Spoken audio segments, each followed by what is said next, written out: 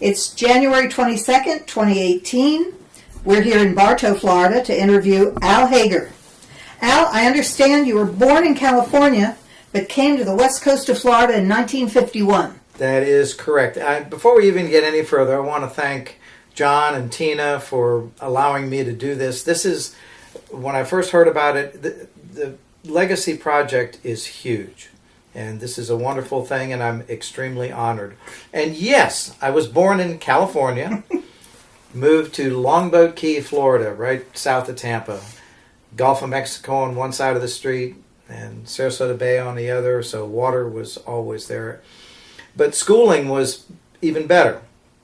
Went to elementary school in Sarasota, Central Elementary School. Rode the bus for 12 miles from Longboat all the way into Sarasota. They put a bridge in 1957 from Longboat Key to Anna Maria Island, which allowed us, because we lived in Manatee County, to go to Manatee County schools. Walker Junior High, 7th grade, first day of band. Charlie Cornby, my band director, taught me how to put a reed on the mouthpiece. And from then it was fantastic. So I had Charlie for essentially 7 years of my schooling. And what a wonderful man, and a real legacy for the Florida Bandmasters. He convinced me in 1963 to go to a summer music camp. And I decided to go to FSU music camp. Back then it was a 6-week camp, and it was a pivotal point for me. I knew at that time I wanted to be a music teacher, without a doubt. And after my senior year in high school, took every band class I could. It was fun watching John Ekman talk about what you're going to do next year for band class. Sign up for every band class. I did. I was in the orchestra, I was in the band, I was in the jazz band, and I even had a study hall where I would go in and practice in the band room. But that senior year in high school, I knew I wanted to go to FSU. Did my 4 years of college at FSU. Perfect timing, trimester, quarter system. And it was just a lovely, lovely time at FSU. Your turn, Tina. All right. Well, after you got out of college, where did you begin teaching, and then where did it go from there? My senior year in college, getting ready to look for a job. Now, we all know Dwayne Hendon. Well, back then we called him Dusty. And he told me about a job opening in Polk County, wonderful Polk County, at Auburndale Junior High School. And I would be the first official director hired by the county as they had part-time stuff, but it was full-time. My first year of teaching, I taught with Ben Godfrey. Ben and I still stay in touch. And I got to tell you, my first year of teaching, he was tough. He was doing the high school, I was doing the junior high, and we were in the same band room. And it was a little bit of a struggle that he was challenged me through that. And after my first year of teaching, I said, okay, I toughed it out. I can do this again. And I did it for 2 more years at Auburndale Junior High. And at that point, I went on a fishing trip with Dick Bowles and a bunch of other old-time band directors. And it was so cool. Through Robert's Music. Remember that from Tampa. So we're out fishing, and I'm fishing with Dick Bowles. And he said, I have an opening next year for a grad assistant. Would you be interested? And I went, I think I would. So for the next 2 years, I was a Gator. 4 years at FSU, 2 years as a Gator. It's not unheard of, and it was a wonderful time. Gary Langford and I got to University of Florida at the same time, approximately the same time, I think a week different.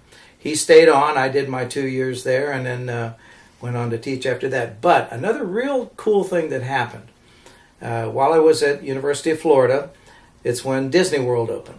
And they contacted the University of Florida band. And so Dick Bowles was right in the thick of that opening. And they needed a director for an all-American college band. So he says, well, I got my grad assistant here. I had a beard at the time, and so I had shaved that off. But I went to the interview, and they said, good, we want to hire you. So I was the first director of the Walt Disney World All-American College Band and did it for 2 years, 2 summers.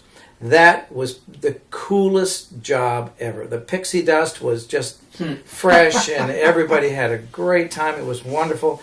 Second year, they stopped doing director recommendation. They went to auditions. And through the audition, they ended up having 5 colleges that had 2 people that were in the band. And it just wasn't as good as that first year. I don't think.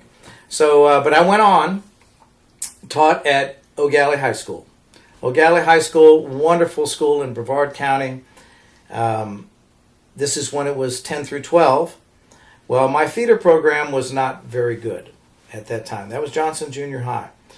3s and 4s usually at MPA, which is not the gold standard for how good your band is or how good your people are, but it is a pretty good benchmark, which is one of the things Florida Bandmasters does so well.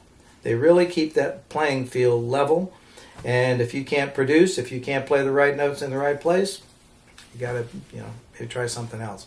But anyway, that time at O'Galley, I stayed until 1979, but it was so frustrating because they'd come to me in the 10th grade and not really know how to play. And at that point, I said, I'm tired of this right now. I lived on a sailboat for 4 years, taught in between. We'll get to that in a minute.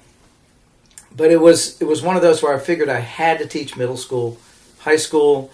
If you don't have the feeder program, it's like riding a bike with a flat tire. It's just, you get there, but it's really difficult. So I quit for about 6 months, and then Jerry Dotson, another really, really cool guy. Jerry was teaching at Cocoa High School. He had taught at Cocoa High, and now he was teaching at Jefferson Junior High. He wanted to retire in the middle of the year. He says, come over. I said, Jerry, I really don't want to teach right now. I really don't. He says, come on, check it out. So I did, and it was like, this is pretty cool. And Jefferson Junior High ended up being one of the best gigs I ever had. It was, when the kids are in 9th grade, you start them in 7th grade, but when they're in 9th grade, they're high level of playing. So we had a wonderful, wonderful program there. My second wife at the time said, hey, we're moving to Georgia. I went, really? We're going to... Yeah, so we moved to Georgia. Went up to Georgia, and she was the director of the Cobb Youth Chorale. They don't do horses there, they sing. And there were no jobs in Cobb County at the time, but I had a pretty good reputation for the stuff that I'd done so far. And one opening was in Pinckneyville. Pinckneyville was the newest, this was the newest school in Georgia. Actually, the newest school in the United States in the fastest growing county, which was Gwinnett County. I almost didn't get the job because I had too much education at the time, but they talked him into it. So I opened this school, the Pinckneyville Panthers, believe it or not. I stayed there a year because it was an hour and a half drive to get from one side of Atlanta to the other side of Atlanta, and that was tough. I got the job the next year at East Cobb Middle School in Cobb County. I was the 8th band director in 10 years. So it was kind of a white elephant. I stayed for 4 years. I'd gotten divorced during that time, and I was teaching at Kennesaw College, teaching privately, playing in a bunch of bands, and I played Ted Turner's daughter's wedding. And that was an interesting gig at the Buckhead Country Club. But I decided I wanted to come back to Florida, and I knew that I wanted to see my children, my 2 youngest children. My ex was teaching in New Jersey, so I wasn't going to do that. I figured I'd go to where her parents were. So I started looking on the east coast of Florida. They lived in Fero. Working my way south, found Stewart Middle School. That was cool. Got Stewart Middle School and stayed there until 2009. Retired in 2009. Mm-hmm. A lot of other cool things in between, but it's been a wonderful, wonderful ride. That's fantastic. I need to know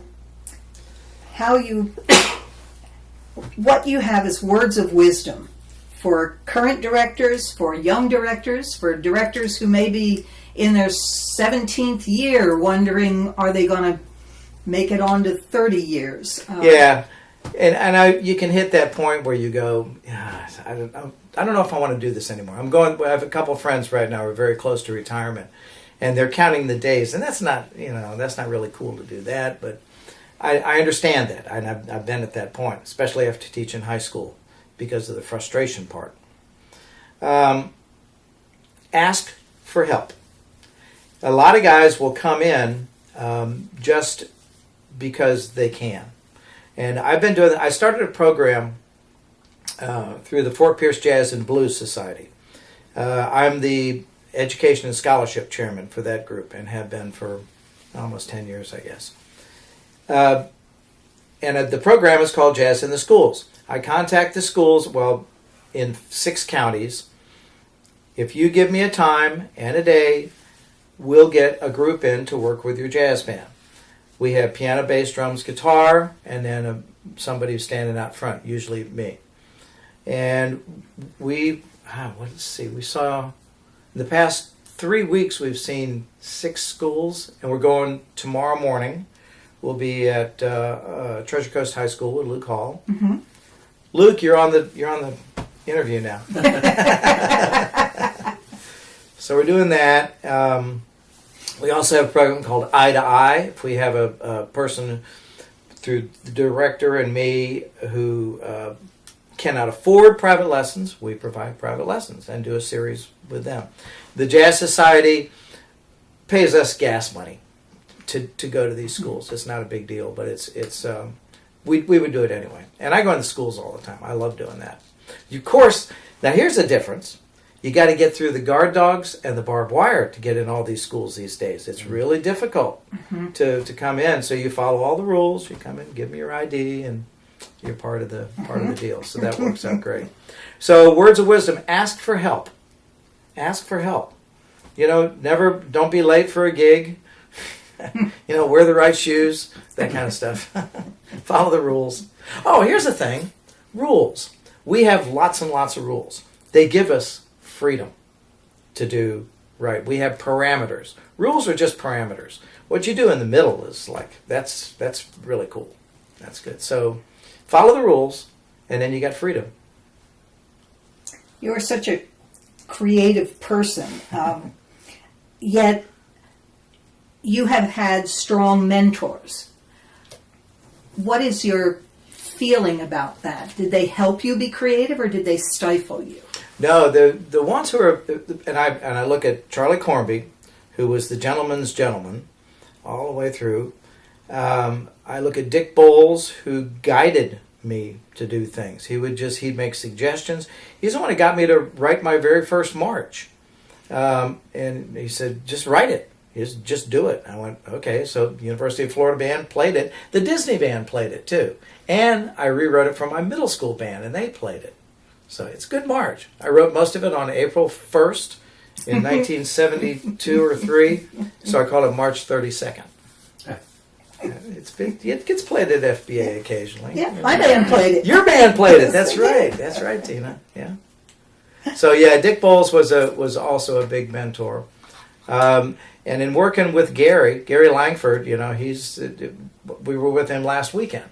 So he's always been good. So had some good ones.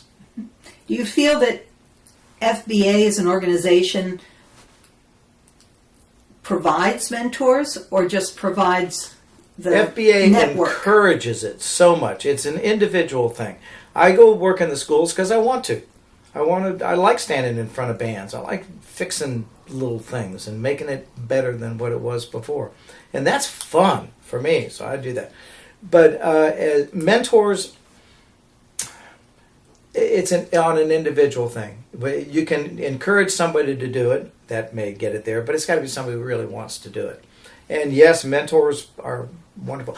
I'll tell you a mentor. When I got jazz band at Stewart Middle School, good story. I had a third band. We called it Zoo Band. It was our intermediate band. What a terrible thing. And they were awful. They were just awful. They couldn't play. You can't find music for them to play. There were a lot of discipline problems. So I said, forget this. We're canned in this class. We're not going to have it anymore. If you're not good enough to be in concert band, you go back to beginning band. Or you drop out. But if you go back to beginning band, you will be a mentor. And all of a sudden it was like, oh, okay, I can help that kid to do. Here's an 8th grader helping a 6th grader how to play. showing them what to do. So the mentor thing worked well, and it kept some people in band who might otherwise have just dropped out. So, but it worked. It really worked, and the band program grew from there. And that says to me that it depends on the stages, but whatever stage you're at, you can have that person that's just a notch better than you, from kid to 30-year teacher. You've got that person you can always bring in. It goes all the way down to first grade. My wife, Lindsay, wonderful Lindsay, retired first grade teacher. One of the coolest things she did is a very, very small thing. Kid would come up and say, "Miss Hager, will you tie my shoes?" Who in the class knows how to tie shoes? 6 kids have raised their hand. You're their teacher. You want your shoes tied? You go to them. Boom! Problem solved. Because mentors. They were their mentors. So it worked. Fantastic. Well, we know that you're a nice guy, and we know that you like that you have a good sense of humor and you like to have fun. But how has having those personal characteristics helped you not only in the teaching world, but in the professional performance world? Everybody likes, if you're a teacher, you like to perform. I used to, when I was teaching 6 classes a day, you don't do 6 classes, you do 6 shows a day. And you have to be on all the time for that. I have a positive attitude, how you doing? It's rainbows and unicorns. Because it is. Life is good. I stay very busy. When John Ekman asked me to come and work with his bands today in Bartow, I looked at my schedule. I have 30 private students, but only 6 of them meet on Monday. So I said, all right, I'll call them. We'll cancel them for Monday, and I'll come down to see you. I'm busy all the time. Mornings are usually going into other schools. Lindsay and I now have a personal trainer, and we go 3 days a week to work out. The body's getting a little trimmer here. It's doing okay. But I play in a bunch of groups. This group, let's see. Today's Monday. Yesterday afternoon, or yesterday morning, I play in a rock and roll band for the praise service at a church. And I'm the bass player. I've been with them for about 8 years. And I love it. I know enough about music, and I'm a relatively good enough bass player to make it work for everybody else. If I was a problem or not cutting my part, it wouldn't be any help at all. But I really feel like I know how to do that. That afternoon, we had our rehearsal, yesterday afternoon, with the Treasure Coast Flute Choir, which was started by Lindsay in 1984. We got together in 1990. I found out she had a flute choir. I learned how to play bass flute, which was so cool. But we realized that she's a much better flute player than I am, and I'm a much better conductor than she is. So we switched parts. So now I've been the director of this group for all that time. We have a performance coming up in February through the library system. The group's it's typical flute orchestra. Saturday, we both went and performed with the International Flute Orchestra. No, when was that? But anyway, we are going to be going to Portugal in May and performing with the International Flute Orchestra. Now, this is cool about. I'm not much of a flute player, but I know how to stay out of the way. I know how to make my part fit with everybody else. That's what being a musician is, if you can do that.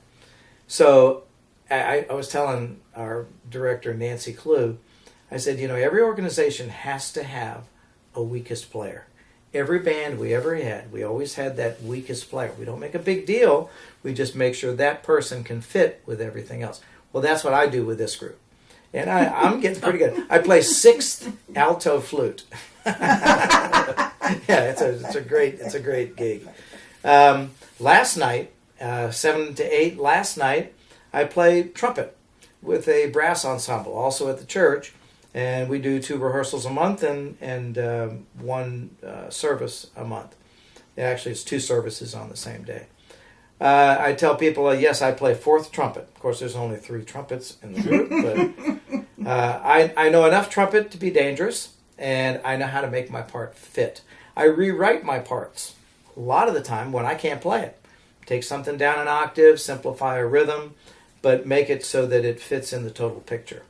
I like being that little puzzle piece. I love standing in front of a band, but when I'm playing in a group, man, I'll do my absolute best.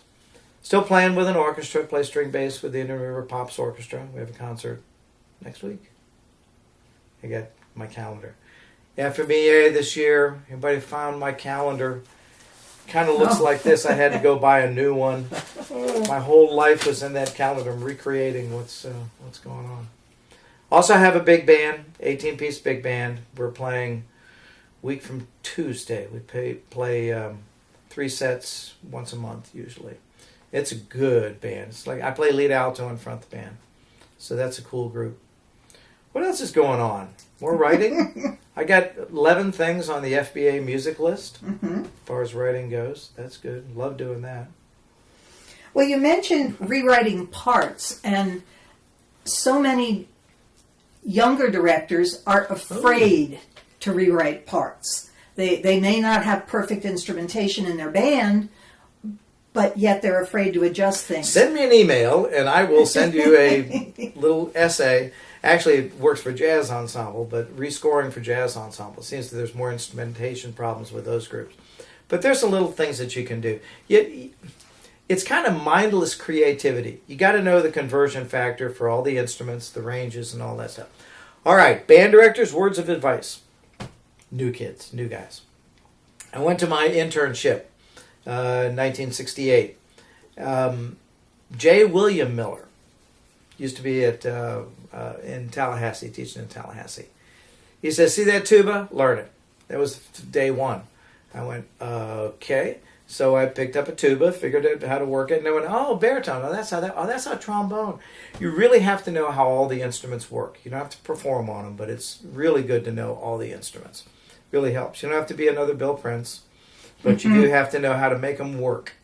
If you know how to make them work, then you know how to write for them. It makes everything work easier. Speaking of making them work, what about on-the-spot repairs? Oh, I tell you, I love when a flute player, the trill key would go off the flute. And she would say, my flute won't play. And you look at it and you go, that trill key's off. It's real easy, you know. So you take the flute, and without anybody seeing anything, you flip the trill key back on with your finger and say, now it will play. The laying on of hands. Octave key on saxophone, that's another big deal. Those are quick fix, you know. I got one of your trumpet players today for putting his horn sideways. I said, why would you put it the other way? He says, oh, the second valve. Yeah, you can mess your second valve slide. Little stuff like that. I love doing that. I still have for all my saxophone students, I have a leak light, which is, you really can't fix a saxophone correctly or properly without a leak light. And I got a perfect situation. So my saxophones are in pretty good shape. Wonderful, wonderful. So your retirement is very full. I'll tell you what retirement is. It's doing what you want, when you want, if you want, and with whom you want. So it's been beautiful like that. Really, really good. We've been lucky. And staying busy a lot. That's good too. Well, what do you do for fun outside the music world? Yeah, here's a claim to fame. This is kind of a silly one, but it is really a claim to fame. I am a competitive barefoot water skier. I ski usually in 2 tournaments a year, regionals and nationals. I've won nationals 8 times for my age group, for old guys. I'm not the oldest skier out there. I'm pretty close. But of all of the skiers in the world, and this is true, barefoot skiers in the world who compete, I started before any of them. Because I know all the old guys. When did you start skiing? 1972, 1965. I started in 1961. Growing up on Longboat Key, Charlie Wickersham, he was another cool guy. Just talked to him the other day. He lives in Oregon, runs marathons and all that stuff. He's in his 80s. He had the fastest boat, the fastest car, fastest everything, and he was the wild child growing up. You guys want to learn how to barefoot water ski? Went, what's that? And I said, sure. So we knocked ourselves out for a summer and learned how to do it. Well, I've been doing it ever since and still competing. But that's a claim to fame. That's a big deal. and we're proud of you. So, is that an outlet? I see young directors who just become so absorbed. Oh, I was there. We all were there. You know, do you need that thing outside of what we do, or have something that you could, even if it's playing video games or whatever. You know, some people just like to watch TV. Some people, you know, you're going to have something that you do. Make it productive. Mine is just because I've loved skiing. Skiing's always just been fun for me. Getting on the water and it's wonderful. I'll teach you how to ski, Tina. I'll teach you how to barefoot ski. You, John, I got a wetsuit that'll fit you. I don't think I can jump those alligators like you can. Well, we troll too fast for the gators. Oh, okay. We troll Okay. too fast. Do you have a story you'd like to tell us to wrap this whole thing up? Not that one. maybe a great performance moment or a click or that happened? Or I look back, you know, when I knew I was going to do this, and I look back on the stuff that schools that I'd been at, students that I've had. All right, I'll tell you a story because it's real recent. It was last Friday, week ago Friday. I'm leaving convention for the last time. You know, I'm heading out and going to be leaving early Saturday morning. And I hear this, Mr. Hager. And I look, who was there? And here's this guy, young guy, beard, came over. And I said, yeah, you're going to have to help me out. He says, Nick Lang. And I went, Nick Lang? Yeah. Had him as a student, trumpet player. And he said, I just want to tell you. He said, you know, you remember when we were in class, it wasn't any big deal. He said, but you made a huge influence on me, and I'm now teaching elementary school. So I'm going, whoa, that's so cool. But we see it a lot. We do see it a lot. And the older you get, and being in Stewart and having kids, you know, kids of kids of kids, you know, that sort of thing. It's so rewarding. It is so rewarding. And that's why I'm humbled. This is fun, and it's what we do, though. It's what we do. We love music. Be a music geek. I've been a music geek my whole life. Well, thank you for giving us of your time and your knowledge and your smile. And it's time to say bye-bye. Bye-bye.